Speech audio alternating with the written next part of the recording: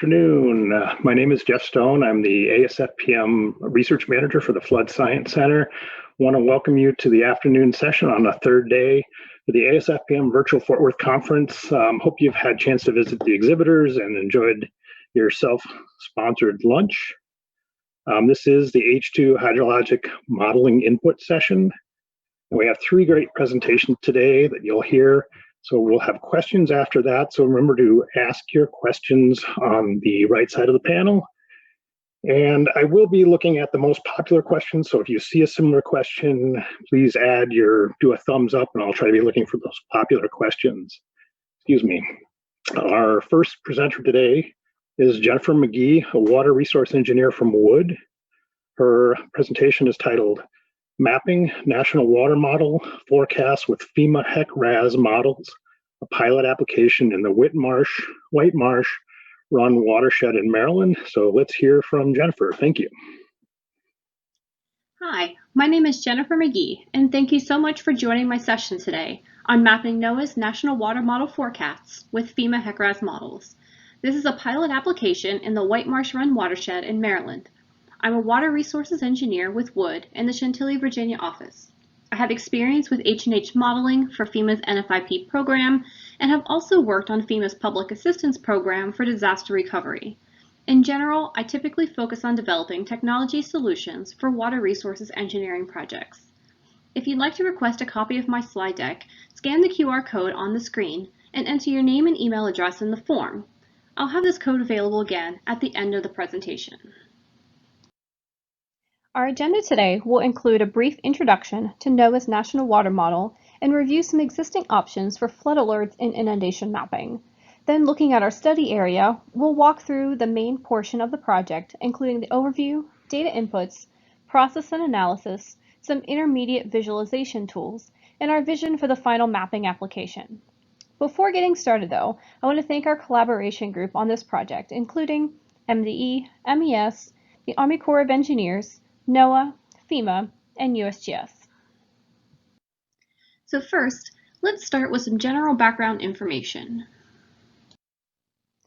NOAA's National Water Center is located on the University of Alabama campus in Tuscaloosa.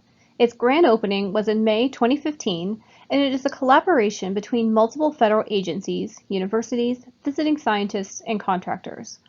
One of the main projects for the Water Center is the National Water Model. The first version of the National Water Model started on August 16, 2016. Since then, a couple of major updates have been made, and currently version 2 is running.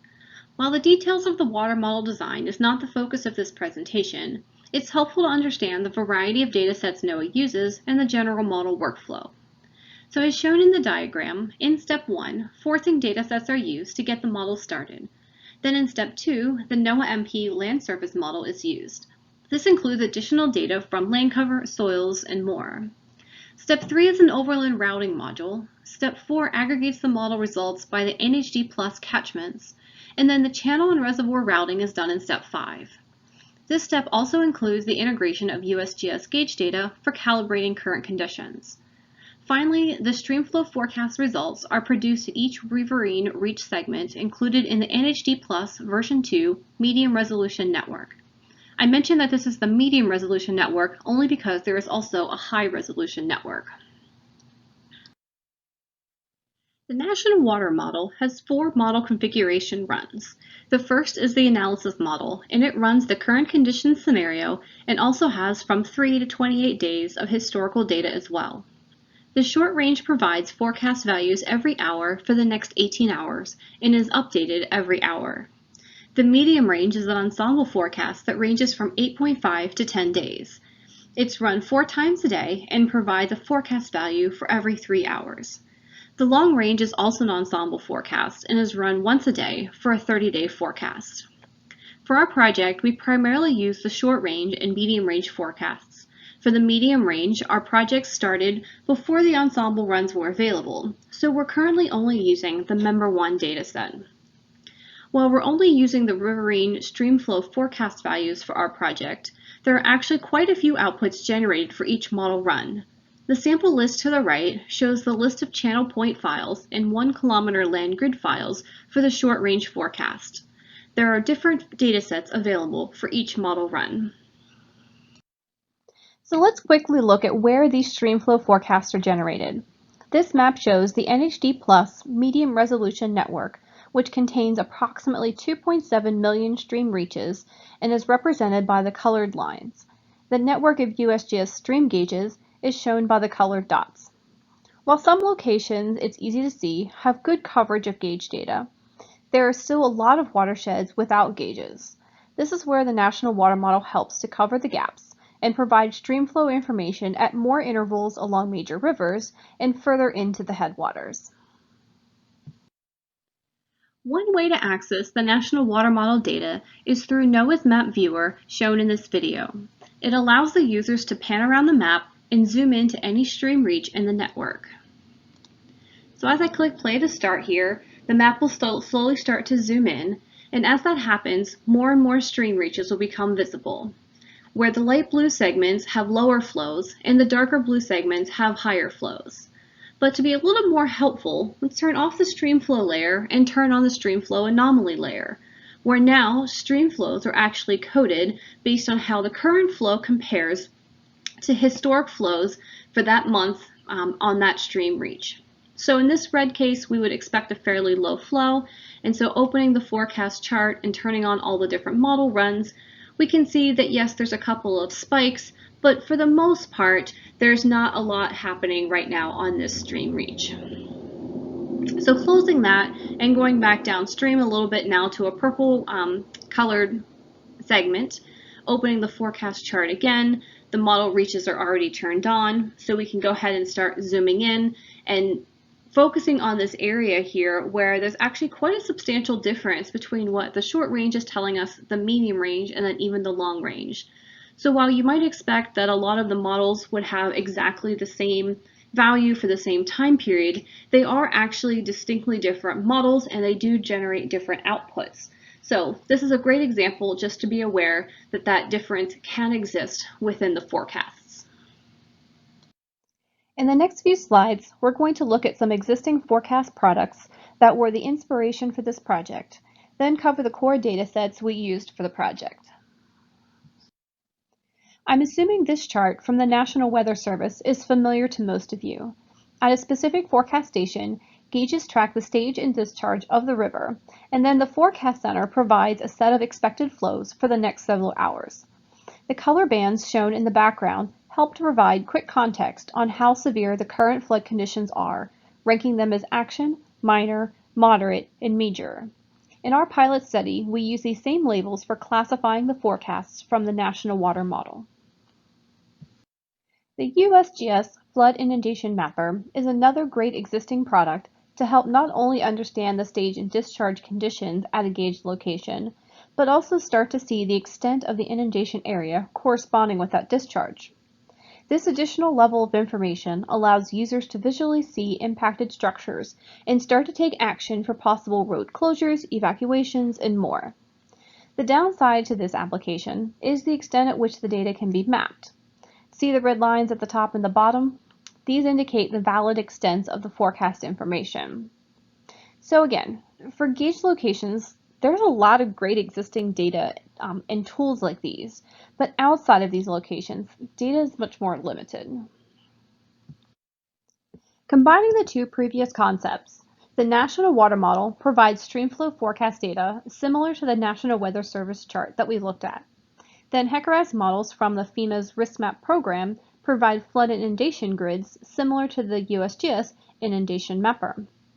The question was, can we put these two existing products together and in near real time use the HEC-RAS model data to map flood inundation grids that correspond to the National Water Model streamflow forecast values? This would allow us to leverage existing data and provide more actionable alerts to local emergency managers. To visualize it another way, the pilot study objective was to start with the National Water Model as the hydrology dataset. Then the HEC-RAS model provided the hydraulics and the flood inundation grids. The final result would be an interactive map similar to the one shown here, where each NHD reach forecast can be mapped separately. Since there wasn't a magic button to have HEC-RAS read data directly from the National Water Model, that's where we focused most of our efforts for this project. Now for a couple of maps related to our study location, we're going to look at the Whitemarsh Run watershed in Maryland, and this is a HUC-12, so a fairly small watershed. For folks not familiar with the East Coast, Baltimore is just up I-95 north of DC, and then the Whitemarsh area here shown on the map is also right along I-95 on the northeast side of Baltimore, just actually outside the city limits in Baltimore County.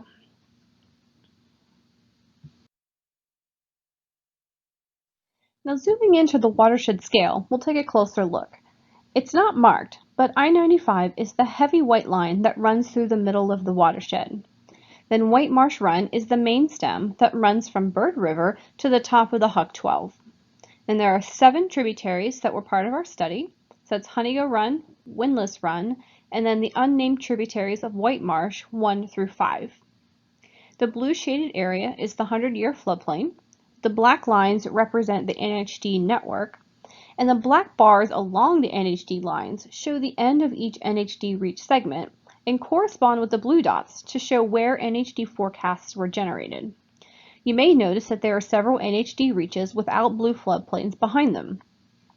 For the upstream tributaries, this is just because the NHD network extends above the 1 square mile, where we don't typically map.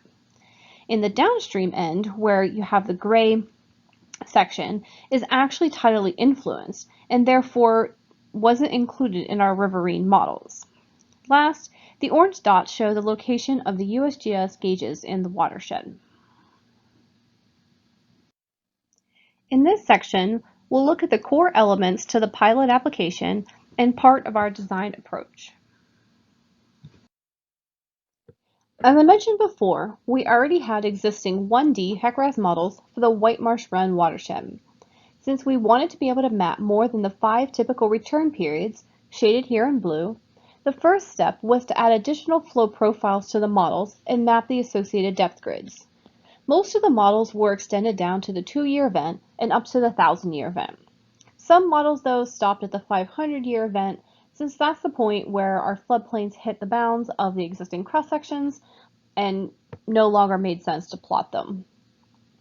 The return periods were chosen so that at least one additional flow profile was between each of the 5 standard profiles, but the goal was also to achieve an average of approximately 1 foot elevation difference between each set of grids. The next step was to classify each return period with a warning level category. We considered the 2-year as the base condition, then a 5-year event starts the action level. The 25-year event was set as minor flooding, the 50-year event was set as moderate, and finally anything at the 100-year event or greater was classified as major. The final step of preparation was to run each model for each flow profile, plot the depth grids, and clip them at the extent of each NHD reach. Some cleanup was done for final presentation, but overall, the goal was to see how good the data was without a bunch of additional work over and above the existing models, so that as we look to scale this solution to other watersheds in the state, the effort would be minimal. So the next step of the project was to work on downloading the National Water Model data and organizing it so that it could be associated with the stack of HEC-RAS model results generated in the last step. This flowchart shows a high-level overview of our programming. Step 1 was data acquisition, just getting the National Water Model streamflow forecast files. Every hour, new data was posted that needed to be downloaded. Step 2 completed several pre-processing steps. The National Water Model files contain data for the entire country, which was way more than we needed to spend time calculating. So first, we clipped the dataset to the state of Maryland. Still a bit much for Whitemarsh, but small enough for the code to run quickly. Then the National Water Model streamflow forecast only contains the NHD reach ID. It does not by default contain the latitude and longitude information for each location. So that was added to make plotting easier. Step 3 finally gets us to the analysis, where each streamflow forecast is evaluated and classified with the associated return period and the respective HEC-RAS model. It's a bit anticlimactic, but the end result of this process is a single Excel workbook with a list of forecast data organized by reach and by model. So we'll see more details about this process in the next few slides. All forecasts for the last 2 days are published on the NOMAD server and also to the NCEP FTP site. This is one of the most direct ways to get the current forecast files and is the approach we use for this project. There are also a couple of cloud sources where the historic forecasts are available for download. The links for NOAA's National Water Model on the Google Cloud platform are listed here. This way you can get forecast data for more than just the last 2 days. For our project, we use Python to download the forecast files from the NOMAD server. Using the Windows scheduler, the script runs every hour to check for new files and download them locally for processing. Each forecast file is in the netcdf format with a .nc extension. So this isn't a file you can just open a notepad and read the contents. You need software that can specifically read the .nc file format and parse the data. Since we are going to be using Python for the project, we used the netcdf Python library to open and read the files. As I mentioned before, we then clip the datasets to the state of Maryland to reduce overall volume and add the latitude and longitude values for each stream reach before we start on the actual analysis. The analysis itself cycles through each unique streamflow forecast value for each reach, model run, and forecast hour.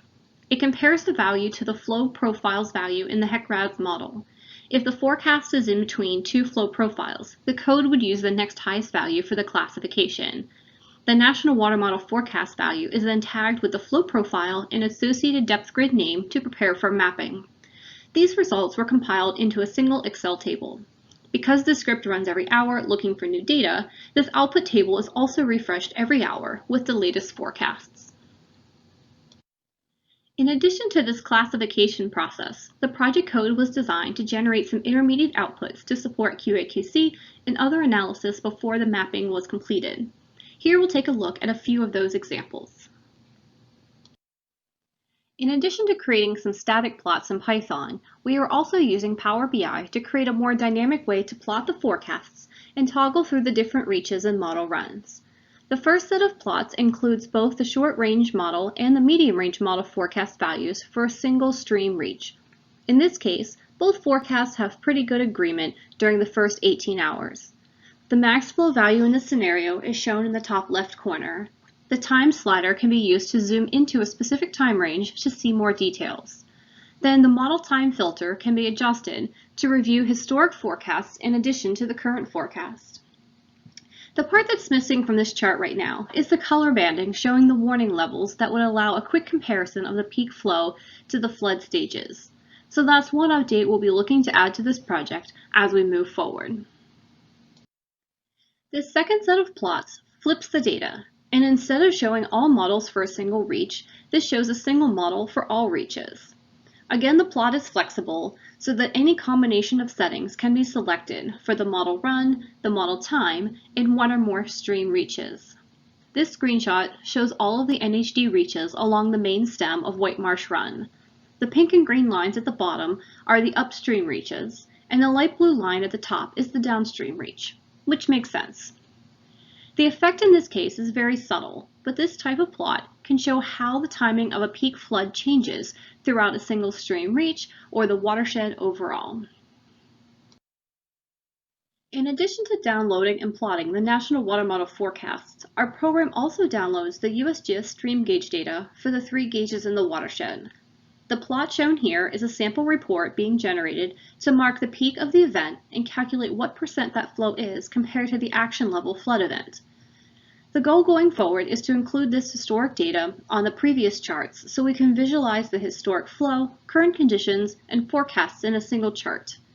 We also plan to do some additional analysis to compare the forecasts with the gauge data from the same time period afterwards. In these small flashy watersheds, we are already seeing that many peaks show up in the gauge data, but we're not in the National Water Model forecast data. Conversely, we regularly see forecast peaks several days out that drop off to non-events by the time we get to the day and time that was originally forecasted. So phase 2 of this project will include this more detailed analysis of the data so we can confirm what is really just noise in the system and what is an actionable alert. One of the last parts of the pilot coding was to generate some email alerts to keep track of what the program was generating. The example on the left is a short notice that is sent every hour to confirm that the program is running and capture the time of execution. Typically, the script only takes a couple of minutes to run, so if we see a spike in the runtime, we know we need to go and check and see what might be going on. The example on the right is our temporary flood alert being used for the project team. These numbers have a pretty big multiplier added, so we could test the email. So this isn't a real event, but it helps demonstrate how this table would be used. In this case, each reach is given account of how many forecast values are in each warning level. So for this event, Whitemarsh Tributary 5 would see the worst impacts. Then Honeygo Run would have the second largest flood. Before we roll this out beyond the project team, we'll be working to improve the location-specific notifications and also add in timing for each peak so there's an understanding on how quickly the flood conditions will arrive. Now, to tie all the pieces together, we'll review our original goal for this pilot project and the web mapping application. This slide shows the transition point where our forecast analysis ends and the mapping application picks up. The Python scripts run every hour to download the latest forecast data, process the analysis, and generate an Excel file with the data shown here. The table includes a record for each NHD reach in the study, for each model run, and each forecast time. The last three columns contain the streamflow forecast value, the layer name for the depth grid associated with that flow value, and the warning level flag for general classification. This table is then used as the input for the web mapping application to know which layers to show for each reach for this forecast model run. What's cool about the map at this point is that instead of having one layer that shows the 100-year floodplain everywhere, we can plot each NHD reach separately. So if a flood scenario only impacts part of the watershed, some tributaries can show a 50 or 100-year grid, while other tributaries might only be showing a 10 or 25-year grid. Same thing along the multiple NHD reaches of Whitemarsh Run. If a flood scenario only impacts the downstream end, the upstream can be mapped at a lower return period. This allows for more flexible inundation scenarios throughout the watershed. For a small HUC-12, we might not see this variability too often, but in larger watersheds, it can be more common. The mapping application part of this project is still under active development by MES, and they've only released the prototype to the development team for testing, so I don't want to share any of that information prematurely. But in general, the build is being completed in Esri's ArcGIS online environment. When an email alert is generated, a dynamic link will be created to take the user directly to the stream reach of interest and the forecast time for the peak event. In addition to displaying inundation grids, the National Water Model Streamflow Anomaly layer and USGS gauge layer were also incorporated into the map to show additional details in the severity of the flood event. There's so much more that we can also add, like shading building footprints to indicate impacted structures. Then the depth grid at those locations can provide the approximate flood height on those buildings. We are also working to add indicators for when roads overtop in the next phase of this project. This slide includes several web links related to the National Water Center and the National Water Model that were referenced in this presentation and used in this project. The National Water Model is rapidly being improved, so there may be some differences today compared to the data available at the time we completed this project. I've also included the QR code here and on the next slide too, if you'd like to request a copy of my slide deck. Just scan the QR code with your phone and a Microsoft form will open. Enter your name and email address and I'll send you a copy of the slides. Thank you so much for attending my session today. This was a wonderful project to work on, and I'm excited to be able to share our pilot concept with everyone. Whenever possible, we use scalable coding techniques for the analysis and web mapping application, so that as we look to expand this project into other watersheds in the state, our level of effort will be a fraction of what it was for this first round of development. We are also excited that the National Water Center is working on developing similar inundation grids using the hand or height above nearest drainage method. Once this is available for our region, this will allow us to incorporate those results into areas where we don't already have FEMA models. We are actively talking about next steps for this project in scaling up to other watersheds, improving our overall analysis generating custom alerts by location, and rolling out the web mapping application to relevant emergency managers. Thanks again for attending my session. I'll be online for any additional Q&A.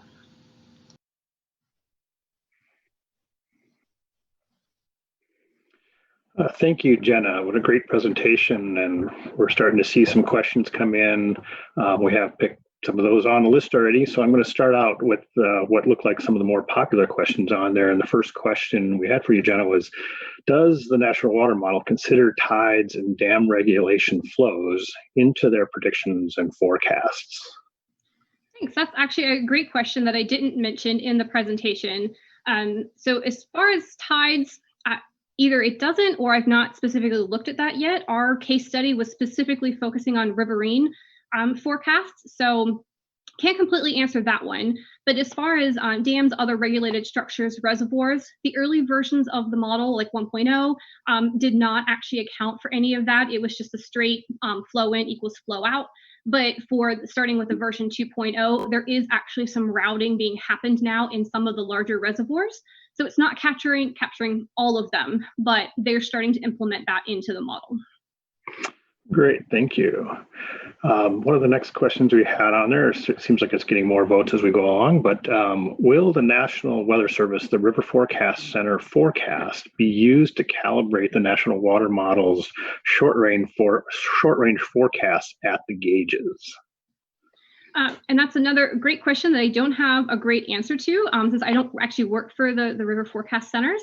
But my understanding is that the National Water Model itself already does incorporate all of the gauge data into its current condition model. That is the initial conditions then for each forecast run.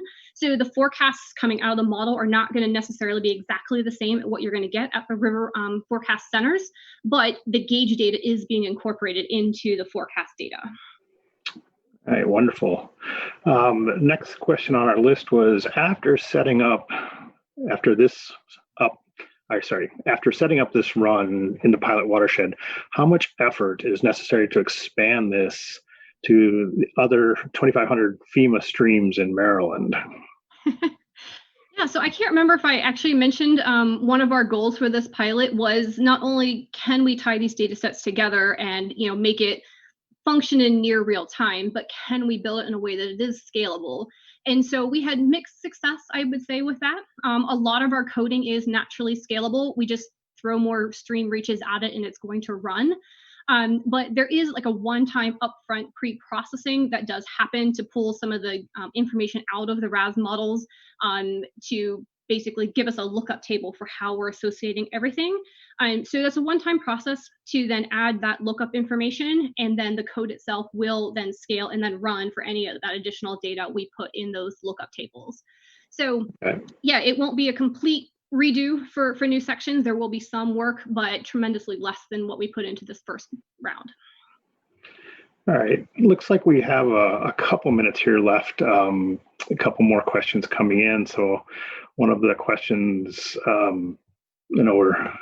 can the forecast data be modified or scaled to simulate more extreme events? And can the model be used to simulate potential levee failures? So that is a good question. The way that we're using the data, we're not modifying the forecasts at all. We are just using it in real time as it's provided by the NOAA National Water Model forecast. But in theory, if you had, once you have the coding, we could basically create scenarios that have that same kind of data format and feed it through the model. So that would take a little bit of work, just changing how we would input data into it. But in theory, we could try to do something like that. Just wasn't the focus of the pilot at this time. Okay. And if you can, I know there's more questions coming in, and then if you're able to answer those offline, but we do want to move to the next presentation. So thank you again, Jenna, for your time today. Sure, thank you.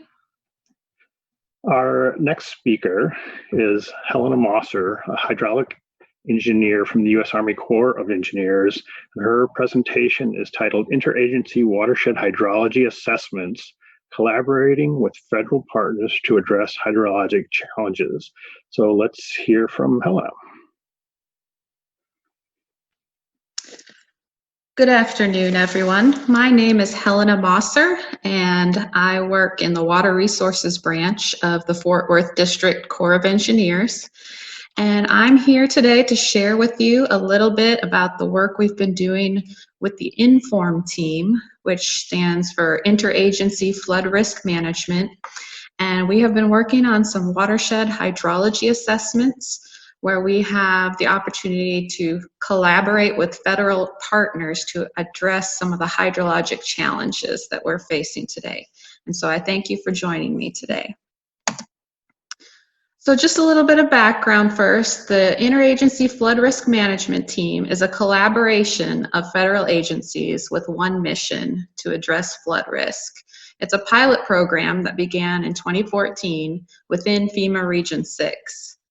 The purpose of the team is to develop actionable information to reduce long-term flood risk within the region.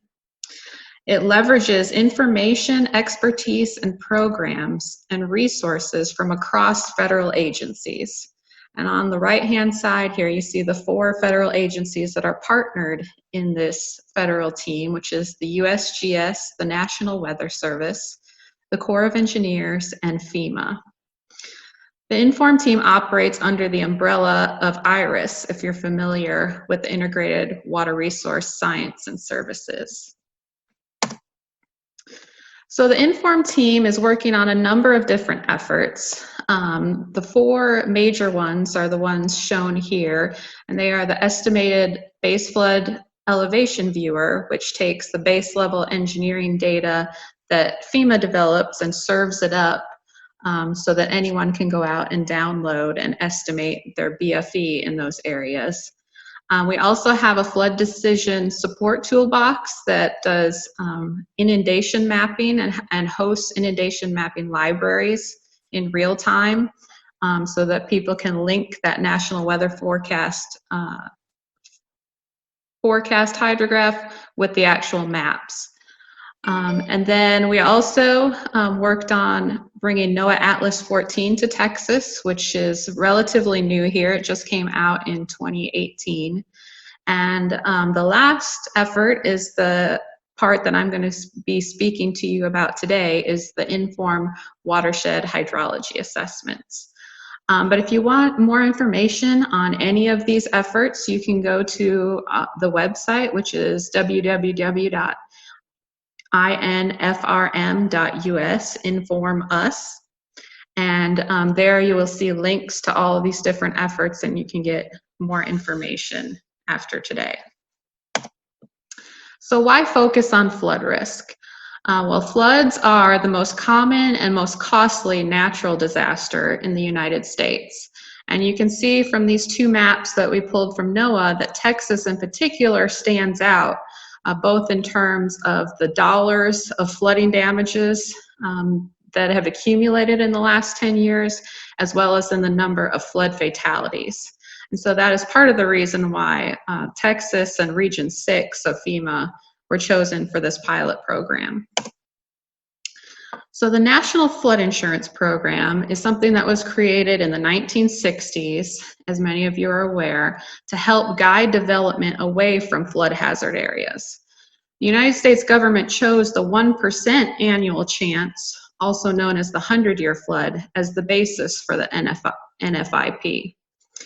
And that was chosen basically as a balance between protecting the public and not causing overly stringent regulation.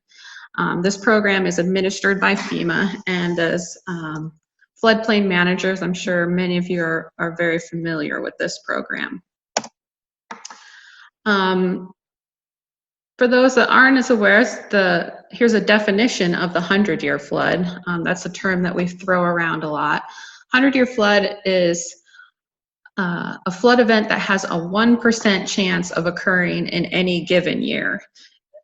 It is also referred to as the 1% annual chance flood. And on the right here, there are some statistics that many people, the public and homeowners don't realize, is that if your home is located on the edge of the 100-year floodplain, you have a 26% chance of that house being flooded within a 30-year mortgage and a 55% chance of it being flooded within your lifetime. So what are the watershed hydrology assessments all about? That's what we're here to talk about today. The watershed assessments take the sciences of meteorology, which is where we study weather patterns and the likelihood and intensity of storm events that are likely to happen over a region. And we take also the science of hydrology, which is how much water will result from a given storm event at a point of interest on the river. The problem of hydrology, however, is that it is the single largest source of uncertainty in flood risk estimation. There are many commonly used and accepted methods for how to estimate the 100-year flood, and every method will yield a different answer. In Texas, for example, we found that this variation in answers can yield up to 20 feet of variation in flood depth. And so depending on how you calculate that 100-year flood, you may or may not think that your neighborhood or a piece of infrastructure is safe from the 100-year flood. So the purpose of the watershed hydrology assessments is to try and estimate that 1% annual chance or 100-year floods along with other frequency flows across the basin. And we do this by employing a more comprehensive approach to hydrology. What I mean by that is we use a range of hydrologic methods and compare their results to one another. We also consider non-stationary factors like regulation, land use, and climate variation. And this helps us tell the story of how the 1% chance flow has changed over time. The results of these studies suggest areas where FEMA flood hazard information for the NFIP may need to be updated, but it is non-regulatory when the studies are published. So on this map is showing some of the active river basins that we are working on right now within FEMA Region 6. The basis of selection for these river basins are places where sufficiently detailed core modeling products are available as a starting point, and by that I'm referring specifically to the SWIMS implementation models. We use those and leverage them as a starting point for the hydrology assessments. And also where those meet, where we look at where FEMA has future floodplain mapping activities scheduled, the areas that they're interested in looking at. And right now this pilot program is limited to within FEMA Region 6. So the multi-layered analysis that is employed in the watershed hydrology assessments includes these 5 different areas. It includes statistical hydrology, which is where we analyze the stream gauge records according to Bulletin 17C procedures. And we also look at some change over time plots, and we'll talk about that a little bit more here in a minute. We do precipitation studies, which include both the NOAA Atlas 14 and also looking at area reduction factor studies. We do a lot of rainfall runoff modeling in HEC-RAS, and that goes through different phases of both storm calibrations, using frequency storms in uniform rainfall as well as elliptical storms. And we do reservoir period of record simulations in Riverware that allows us to extend the gauge records as if the reservoirs in the basin have been there for the entire period of record, and simulate what would have been if the current conditions existed throughout that period of record. And then we also do specific reservoir studies where we look at dam pool elevation and outflow frequency estimates, and we use the Corps' dam safety procedures to look at those reservoirs.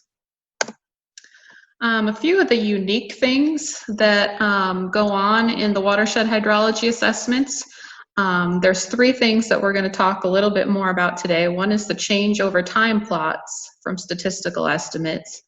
Another is the extensive calibration of the rainfall runoff models, and then the elliptical shaped frequency storms. So first, statistical hydrology.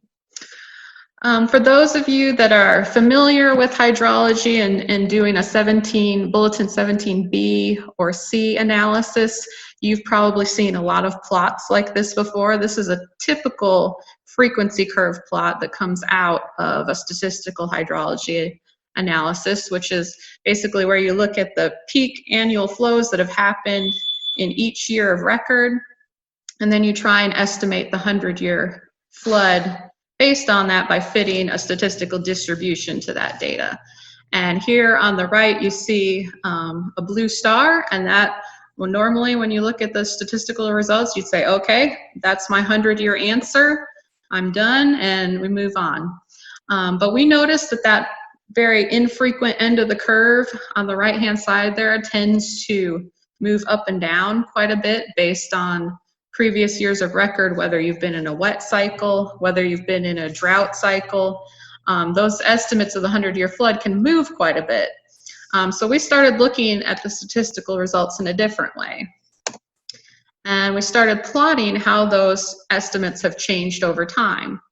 So here you see another plot of the same data in a different way. Once again, the blue dots on this plot are the highest annual flow that have happened within each year of the record at this gauge.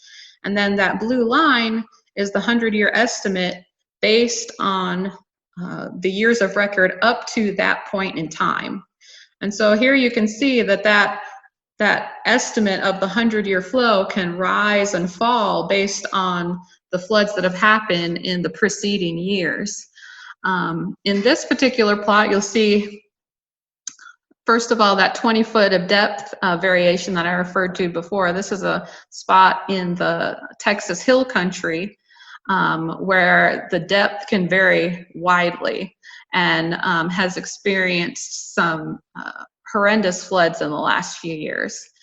There's a couple other points on this graph that are pointed out. One is that 1997 point, and you'll notice that that's kind of at a low point in the 100-year flood estimate, and that just happened to be when the NFIP flood maps were published for this area.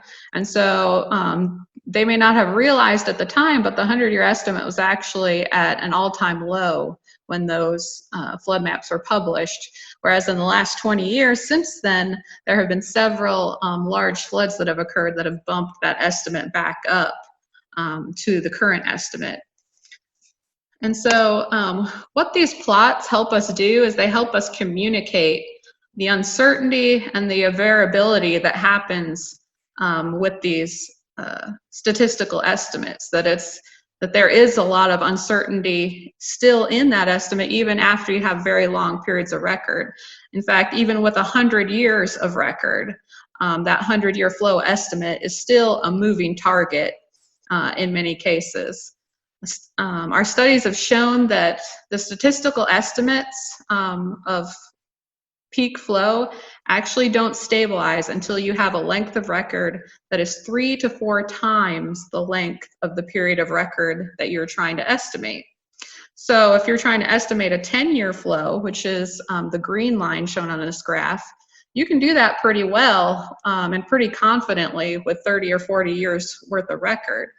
But if you're trying to estimate the 100-year flow, there's still quite a bit of uncertainty because we don't have, unfortunately, in the United States, 300 or 400-year gauges that are very common. And so we're trying to make an estimate based on not enough data to really be certain.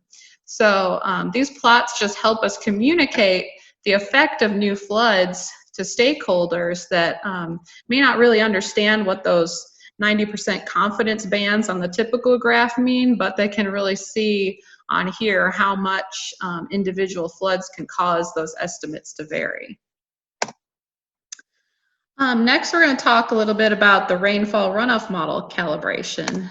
And on these studies, we really try and spend an extensive amount of time calibrating the models. We use actual storm events, including large floods, similar to the 100-year flood, to calibrate or to fine-tune the model parameters. We do this starting out with the Corps' SWIMS HEC-HMS models. which included limited calibration while they were being developed, but then we go above and beyond that and add typically 3 to 7 storms per gauge and calibrate those. We do that using the National Weather Service radar rainfall data along with the USGS flow data. And this effort typically greatly exceeds the level of effort that you'd see in most FEMA floodplain studies. The goal of the calibration effort is to produce a final model that accurately simulates the response of the watershed to a range of observed flood events. And this is so that we can give greater confidence in our estimates of the 1% annual chance or 100-year flood risk estimates that are coming out of that model. Our goal is always to reduce uncertainty to the extent that we can. And so we want to be able to show through calibrations that the models are accurately reflecting what is actually happening on the ground within the watershed. Next, I just wanted to highlight a little bit about the elliptical frequency storms that we develop as part of these studies. So this is just an example first of the typical application of frequency storms in a rainfall runoff model. Typically you apply the frequency point rainfall depths from publications like NOAA Atlas 14, and you can run within HEC-HMS a depth area analysis, which reduces that point rainfall according to the area for specified locations on the rivers. We refer to this method as the uniform rainfall method in that it applies the same depth of rain uniformly across the watershed. However, there are some limitations to this uniform rainfall method. Namely, the depth area reduction factors that are published are very limited. Here on the right-hand side, you see a figure that was taken from TP40, which is figure 15 from that National Weather Service publication. This was published back in 1961, and it was a nationwide figure that really has not been updated since the 1960s. But this figure is actually what is programmed into HEC-HMS for the depth area analyses. And you'll notice on the x-axis there that it is limited. It only goes out to 400 square miles. And in fact, all the curves flatten out at about that area to where they're no longer having any further reduction after that.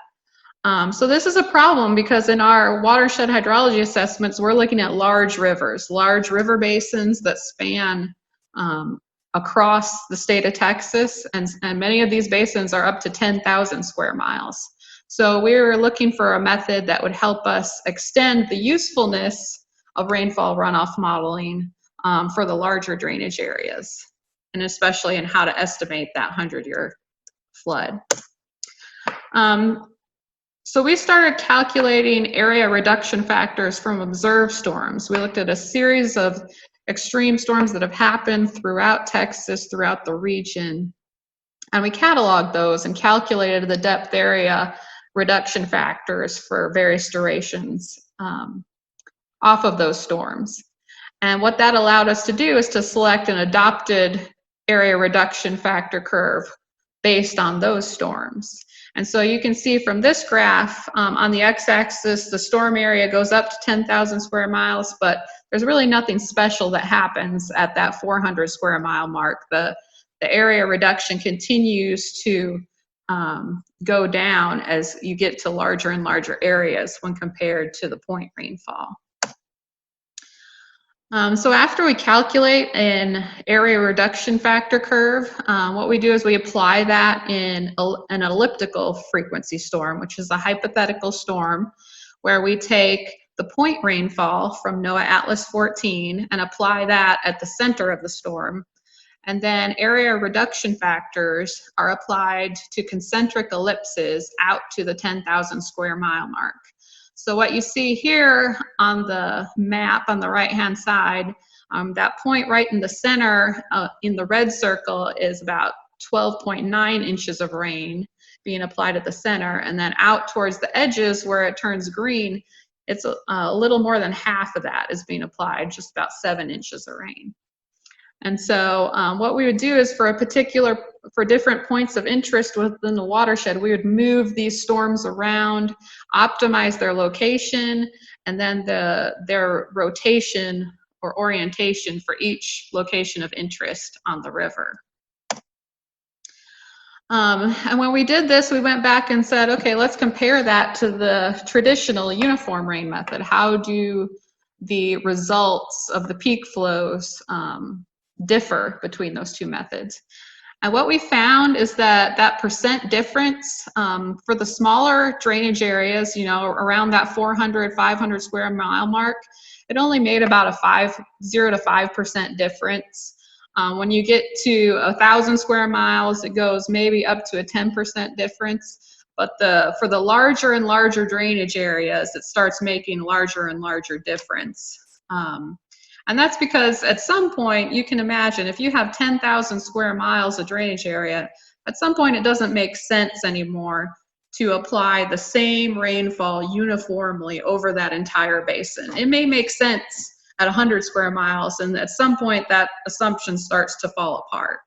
And so in this example, you see out at 2,000 and 4,000 square miles, it's making a 25 to 30% difference in the peak flow estimates. So some of the benefits of these elliptical frequency storms is that they can help us extend the usefulness of rainfall runoff modeling and estimating flood risk for larger drainage areas, which can range from 400 to 10,000 square miles. And it also helps remove the rainfall volume bias from a typical uniform rainfall method for larger drainage areas. It helps us make sure that the overall volume of the storm makes sense compared to what you would see in nature. So the results and conclusions from these watershed hydrology assessments. When we get to the end of all that analysis, we start then comparing the results from all the different methods that we've looked at to one another for specific locations along the rivers. We try and compare results early and often, and then we investigate the reasons for the differences. Why is one method giving a higher answer than another?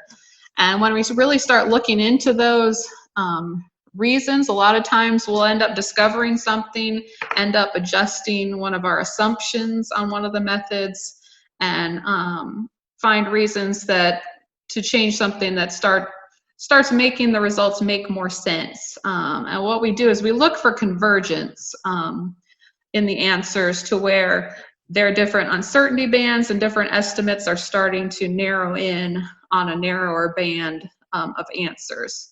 Of course, it's not a perfect world. That doesn't always converge perfectly, but those are the things that we look for. And if it doesn't converge, then we look for what are the reasons why it doesn't. We investigate those reasons and look at which method is the most reliable, or which we would consider the most reliable for a given set of circumstances within a river basin. During this process, we elicit feedback from multiple subject matter experts. That's part of the reason why we have all the different federal agencies on the team, is that they each bring a different perspective from their area of water resources and flood risk. And we want to hear from their perspectives on what they think is causing these different differences in the hydrology. And then after going through a rigorous review process, at the end of the study, we will select recommended methods and recommended frequency flows for each point along the rivers. So some of the advantages of the inform watershed hydrology assessments are that they use a more comprehensive approach to hydrology, meaning that the multi-layered analysis examines all available variables affecting flood risk. And we try and reduce uncertainty in the 1% annual chance flow estimate to the extent that we can. It also helps to explain how that 1% flow estimate has changed over time, like we looked at on those change over time plots earlier. Another advantage is just the collaboration that is strengthened between the federal agencies through these studies. We have teams of scientists and engineers from FEMA, the Corps, the USGS, and the National Weather Service that are all working together and collaborating on these studies, and it allows us to leverage the unique strengths and expertise within each agency. This multi-agency approach will also hopefully lead to one federal answer in the area of flood risk rather than having so many competing studies with different answers. We try and make a conscientious extension of taxpayer dollars to the maximum extent possible. By this I mean that we leverage as many existing models and studies and programs that we can, and leverage funding from multiple programs into one study. This allows us to advance the modeling further and extend resources into the best possible answer. We also try and employ a cutting-edge practice of science and technology wherever we can. We went over today a little bit of some of the new methods and technology that are being employed, and we always try and incorporate new methods and technology as they come available. Part of this is we still have ongoing collaboration with other researchers and scientists that are working in the field of hydrology and in water resources, so that we can stay abreast of the latest developments and try and produce forward-leaning assessments. And so that is the end of my presentation. Thank you so much for listening. And at this time, I will take any questions that you may have. Thank you. Thank you, Helena. That was a great presentation, and we have started getting questions in on the screen. So I'm going to start following up with a couple of those, and people can still keep asking. We'll have a little bit of time for you to respond to other ones if we don't get to all the questions there. But the first question, I'm going to go by popularity here, is do you have a citation on the required 3 to 4 time period of record for the statistical stabilization? Yes, and thanks for asking. That's a good question. That statistic actually came from a study that was done by Beth Faber. She's a statistician that works for the Corps of Engineers at the Hydrologic Engineering Center, HEC. And she's actually one of the authors of Bulletin 17C and worked with the council on that update. And so she did a study where she actually simulated a river with 1,000 years worth of record, where she gave it known statistics like the 100-year, and all the frequencies were known, and then used Monte Carlo to simulate what the 100-year and the other estimates would be for the data up to that point in time, like I showed on that graph earlier. And so she found that between 3 and 4 times the period of record that you're trying to estimate is usually when those estimates converge. And so like for us right now, if you're estimating a 10-year flood, that's pretty easy when you have 40 years of record. But if you're estimating the 100-year flood, then we don't typically have enough record to know that that estimate has converged. All right, great, thank you. The next question we have on here, and this will be, I think, the last question we'll be able to ask for the day, but are the rolling frequency estimates all from using the same distribution? What would looking at different ones and choosing the most appropriate one for the specific data yield the 1 to 100 estimates, would that converge? And does uncertainty change over time? So kind of 3 questions in one there. Sure. Yeah, so the frequency distribution that was used for all of those estimates was the log Pearson that is the most typically used for streamflow frequency. And as far as changing that distribution for different data sets, that could yield different estimates. However, we felt it was more honest to just use the same distribution. And so the only changes you're seeing are due to the data itself rather than switching distributions back and forth. And on the third question, uncertainty does change over time. Obviously, the more data, in general, the more data you have, your frequency bands start to tighten over time. So they would be widest at the beginning and then narrowest the more data you have. And so on the plot I had showed, we just showed the current uncertainty bands. We didn't plot all the ones going back in time. All right, great. Thank you very much, Helena. I appreciate your presentation today and joining us for the conference. Sure. Thank you, guys. Thank you. And now I will move on to our last presenter for the session. It's Peter McCarthy, and he's the StreamStats coordinator for the U.S. Geological Survey. The title of his presentation is StreamStats, a web-based application for retrieving basin characteristics and streamflow statistics, such as the 1% flood, for gaged and ungaged streams. So let's hear from Peter.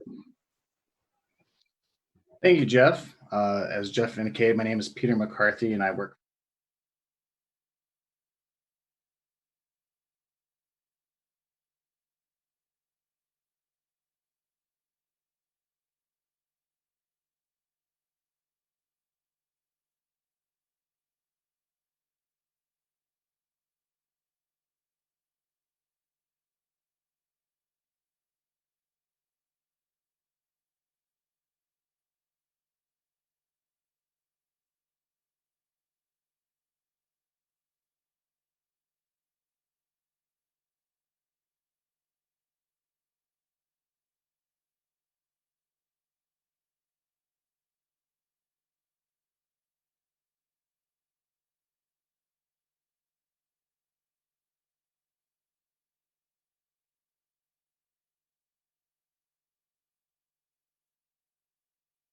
Still hear me, Jeff?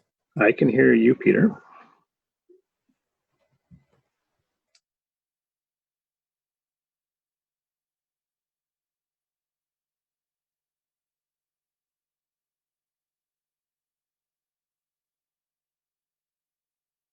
Bill, would you like me to continue presenting?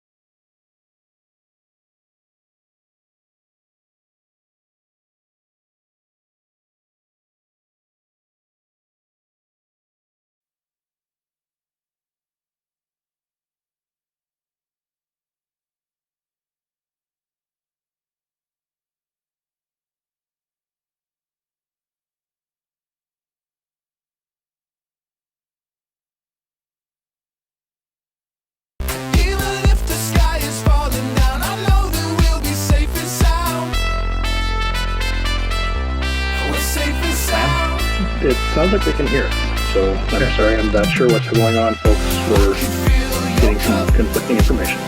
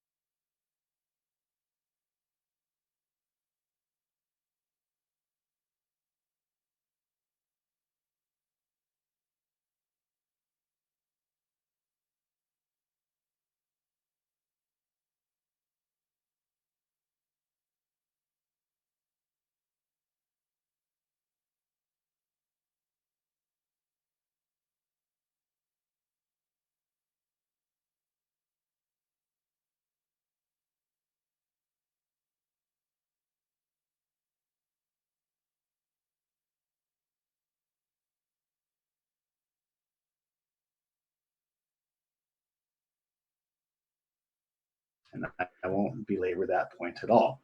Hey, So, Peter, I think the music is back now in the live stream, so I'm not sure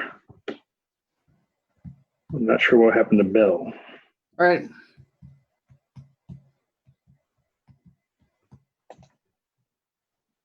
Are you able to chat, Bill, on the chat for the presentation?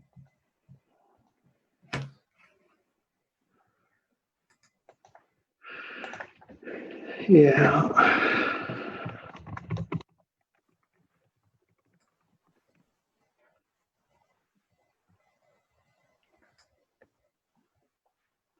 wonder if we lost him. That's what happened. That his system went down.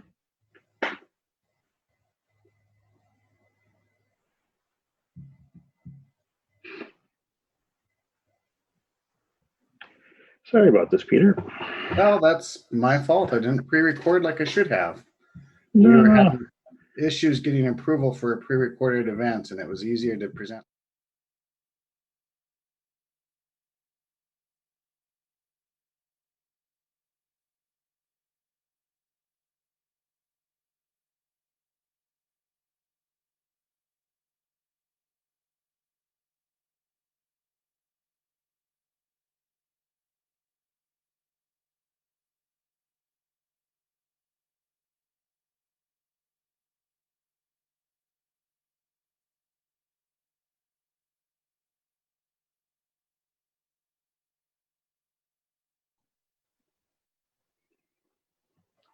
Hello, everybody. Sorry about the rough start, if you will. We're getting back on schedule now.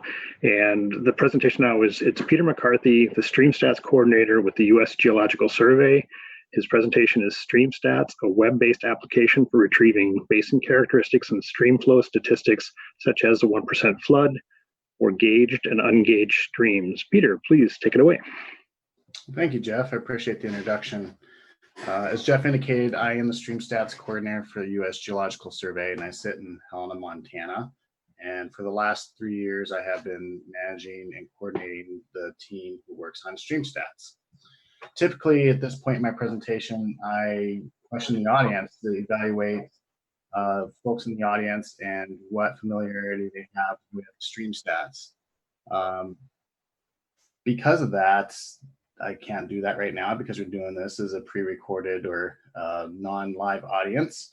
I'm going to make a guess that most people in the audience have familiarity with StreamStats and you've used it and you know how it's developed. I will give a quick review, but if you have more questions, feel free to ask at the end of the session or reach out to myself or your local USGS Water Science Center.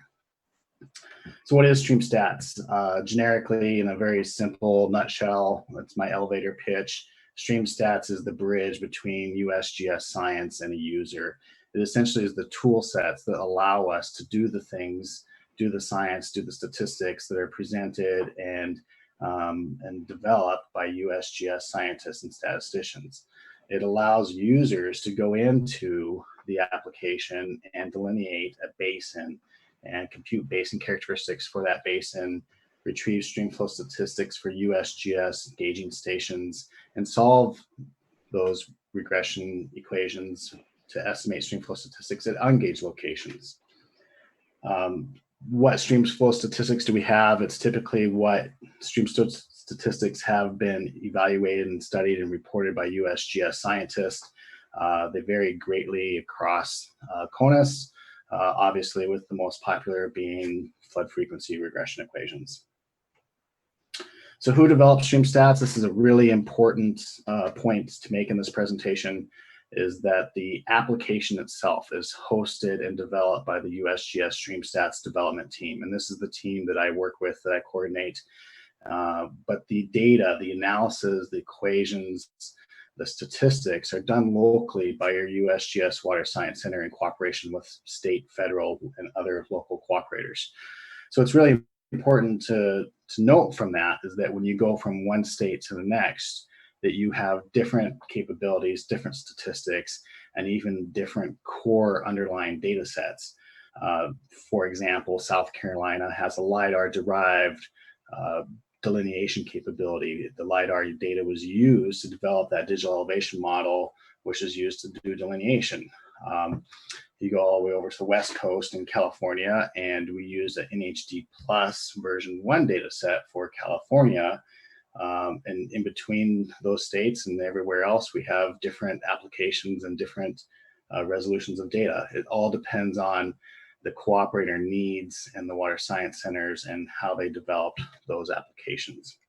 Because of that, we have customizations everywhere within StreamStats, and we will talk more about some of those customizations at the end of this talk. Within this CONUS-wide application within StreamStats, we have nearly all of our states have some type of StreamStats application implemented, and nearly all of those have flood frequency regression equations. Shown here in my figure, you can see we have a handful of states that still do not have StreamStats, and a handful that we are still currently working on implementing. When I talk about StreamStats and the core functionality, I'm really talking about three legs of a stool. There's the GIS data, which is your land use data, climate data, elevation data. It includes the ArcHydro data model, and it includes StreamStats tools.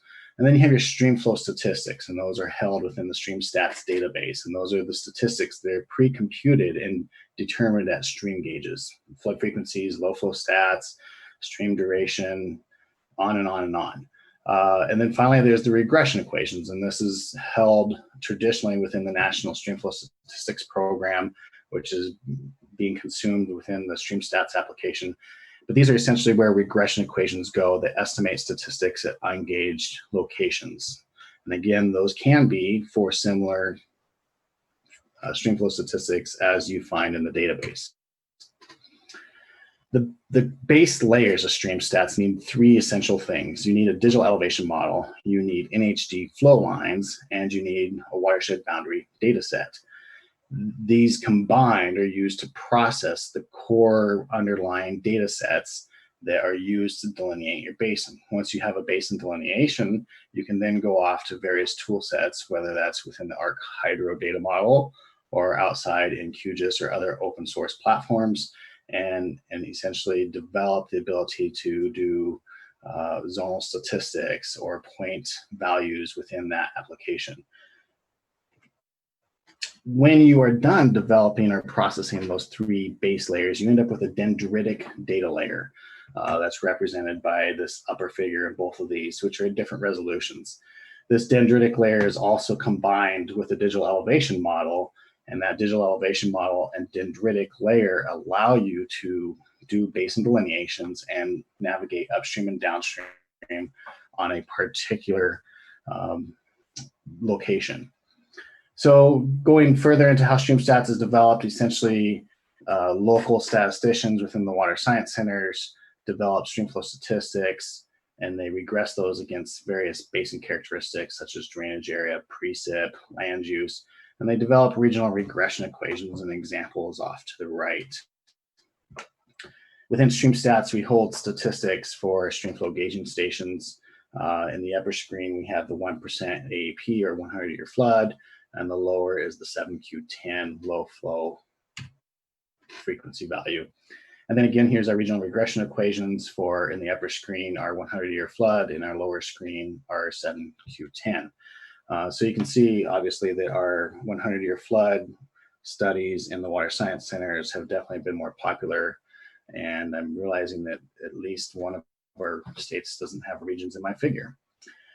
Within the StreamStats application, we are designed around a hub and spoke type of design where the center is the client. That's what you interact with. But interacting with the client is services. And these services are essentially small pieces of code written in separate applications that are accessed by our client. This is important because these services are published and can be programmed into your local application, so they can be hit outside with a REST query type of application. Who's using StreamStats? You know, CONUS-wide, we get a lot of users. In Pennsylvania, we have more users because they've written the use of StreamStats into their local permit application process and require that StreamStats is used. Jumping quickly into our web page and our application, our web page has information about our application, our data and tools, how it's developed, any news, frequently asked questions. Jumping into our application, you can see we have the traditional user interface with the map frame. Our sidebar on the left traditionally acts as both a help and a guide to users who use the application. Normally, I'd spend a little bit of time looking over the application, doing the demonstration. I'm assuming that folks in this presentation have used StreamStats before. Again, if you have any questions, please reach out to me. Within the StreamStats application, we have a number of customizations or additional application functions that we have developed. Many of these are currently developed at an individual state-based or water science center-based region. When we do develop these customizations, we develop them with the intent that we can expand and build out these customizations such that all places, all states can use these. And I'm essentially going to go through each of one of these, one slide each, and give a quick review of those. So in Montana and Colorado, we have taken the dams, the NID dams database, and we have dropped it into the StreamStats application, and allows users to, once they've performed a delineation, they can say check for regulation. It essentially goes and grabs those dams and looks at the drainage area that drains those dams and identifies those and displays those on your screen. So like in Montana, you can see on the far left, it says that 23.67% of this basin is regulated or lies upstream of dams. In Colorado, we also have a dams database, and we also have tools that are rainfall runoff computations. We have two methods developed in the Colorado application, one of those being the TR55. Those methods allow you to go in for small basin delineations, look at precip intensity, soil curve runoff numbers, and compute both the peak value and the hydrograph for that rain event. In many areas, we also do hydraulic geometry equations based upon USGS studies where they've gone out and done a bunch of measurements at various locations. And these are regressed against various basin characteristics like drainage area, precip, elevation, similar to how we do statistical regression equations. In many states, we have what we call state-specific layers. One of the most common ones that we've been working on is adding bridges or bridge scour databases to StreamStats. Other agencies, other places can host a map service application and work with your local water science center who works with the StreamStats team to implement those map services in StreamStats. An example of that is bridge data that you can click on. It gives you simple information about that bridge. And then in some cases, we provide links back to your database or to the map service database so that you can dive further into that particular point of interest. In Indiana, there's a memorandum of understanding on between 3 agencies, the Corps of Engineers, the USGS, and DNR. Essentially, this memorandum of understanding allows any of the 3 agencies to do flood frequency computations. The agreement is that those computations go out to all 3 of the agencies. They are reviewed, commented upon, if necessary, revisions are made, and then they are published as the approved flood frequency values that are used by all 3 agencies. Those values come back into StreamStats, and users can retrieve those in the StreamStats application. A little bit different from the statistics realm, we have the ability to do what's called network navigation. Essentially, you can click on a point, whether it's on the stream, off the stream, and do a raindrop trace in the downstream direction. You can also do a upstream trace where you say, I want to know all streamlines or events that are upstream for me on this particular stream, and you click and say go upstream. You can identify points that you want to be displayed, like stream gauges or flow lines, and we're working on adding bridges to that application now. We're working on what is essentially a daily stream flow hydrograph estimation method, commonly named QPPQ, where essentially you have a index gauging station, a bunch of regression equations to estimate points on the duration curve, and then ability to look at your location of interest and the basin characteristics at that point and estimate your hydrograph for the last year, last 5 years, etc., based upon that index station and those regional regression equations. In St. Louis and coming up in a study pilot basin in Maryland, we have the ability to do storm drain delineations. Essentially, this allows users to delineate overland flow only or delineate flow that includes storm drains. This is built out in the ArcHydro data model. Essentially allows you to make underground connections of storm drains and find areas that truly do drain to your point of interest. Traditionally, in a StreamStats application or overland flow using DEM, you're only able to delineate those that are superficial flow directly and do not include pipe flow. In a separate client, we are currently building time of travel tools for spill response and spill planning. This is based upon dye tracer studies that have been created and done and studied throughout the United States. These data are going into an application so that users in emergency response can click on a point on a stream and get travel times in the downstream direction, or evaluate travel times to critical infrastructure upstream. We do have an international StreamStats project. We've recently implemented the Rainy River Basin application in northern Minnesota and southern Ontario. This application is just like every other StreamStats application. It uses the same base data layers, and statistical methods that are used in the rest of the CONUS. In the Northwest, we also have a data layer from the PROSPER project, which is the probability of streamflow permanence. This was a study done out of the Wyoming-Montana Water Science Center, which essentially evaluates the probability of permanence of flow. So for each one of these cells, it tells you what is the probability that that cell is going to flow for the indicated year or over a mean of indicated years, where a blue cell will be a high probability of flow and a red cell is a low probability of flow. We currently have a pilot study to work on bringing fire hydrology data into StreamStats. We're looking at burn severity data from NTBS and burn perimeters from the NIFC's program. It allows you to, the plan is to allow you to go in and compute percent of a basin that's been burned, percent of the basin that's been burned this year or ever burned, and do some early explorations and evaluations of those burned areas. We're also working on pre-solved basin and streamflow characteristics. Currently, StreamStats actually computes the parameter and basin characteristics live as you are using StreamStats. we are looking at the ability to pre-solve both basin characteristics and streamflow statistics for every single grid cell.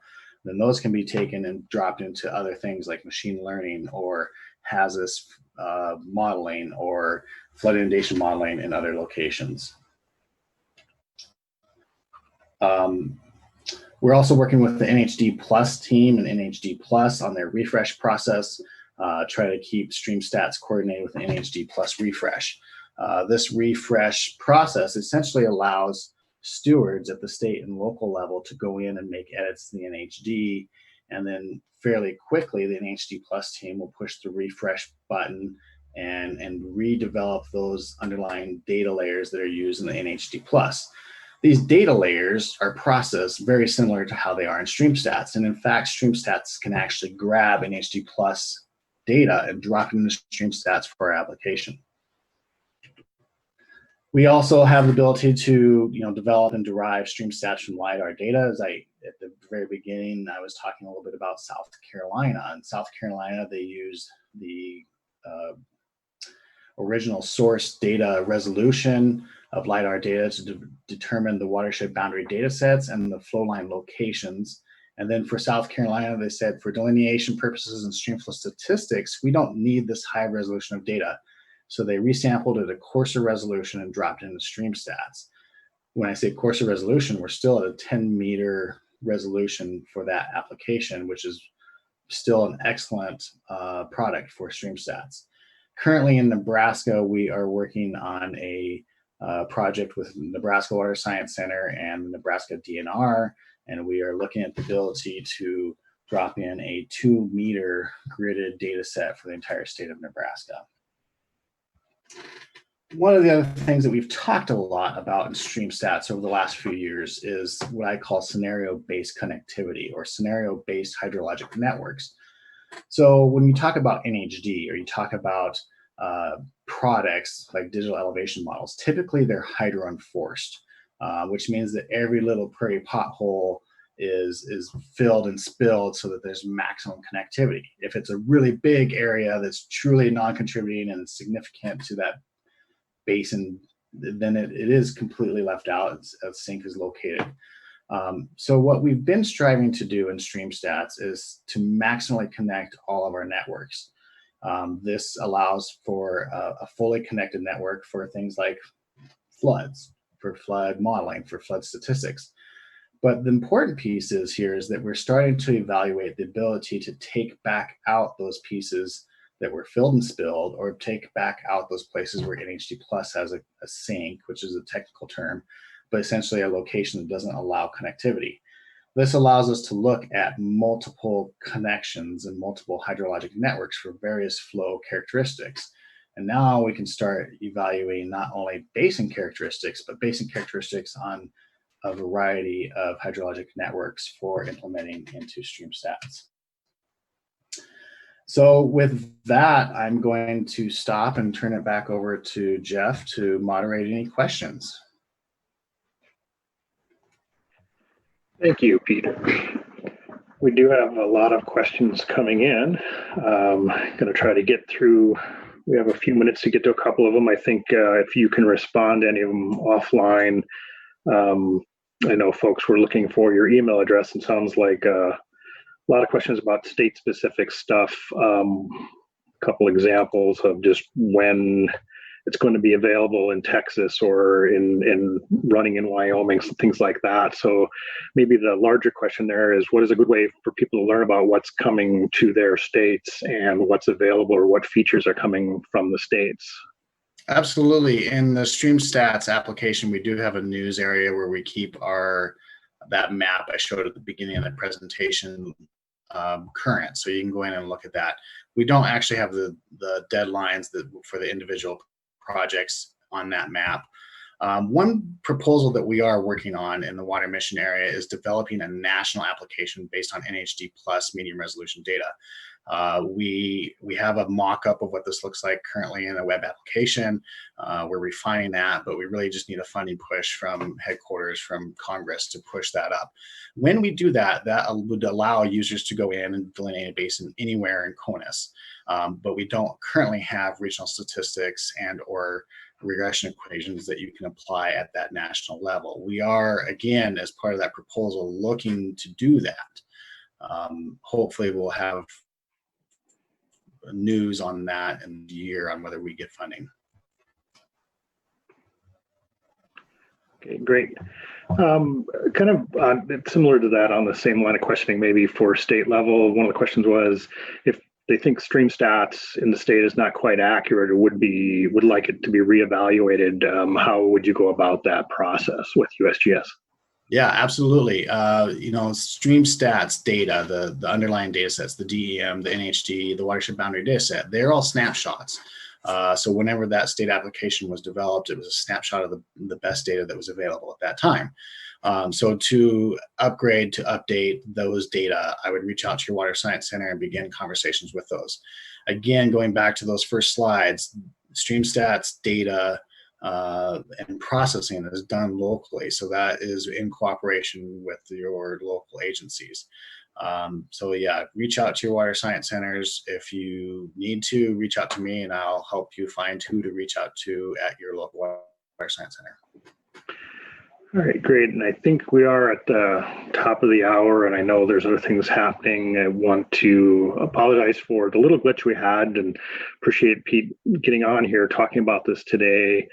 Follow up with Peter if you have other questions, and certainly I think if there's some time to answer any of the questions in the chat there, Peter, please go ahead and do that. But I want to thank you again for presenting and thank everybody for attending this session. So thank you very much. Thank you.